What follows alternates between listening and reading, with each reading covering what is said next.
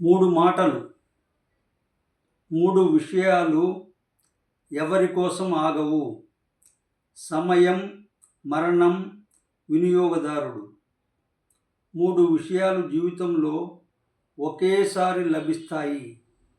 తల్లి, తండ్రి, యవ్వనం. ఈ ముగ్గురిని పూజించవలను. తల్లి, తండ్రి, గురువు. మూడు విషయాల నుంచి రక్షించుకొనుటకు ప్రయత్నించాలి.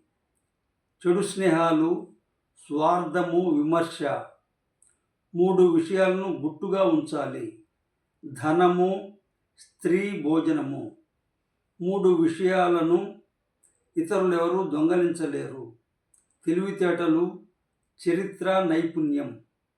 ఈ మూడింటి పట్ల ఎల్లప్పుడూ జాగ్రత్త వహించాలి. కామము, లోభము, మదము. మూడు విషయాలను ఎప్పటికీ మరువకూడదు. రుణం, బాధ్యత, వ్యాధి.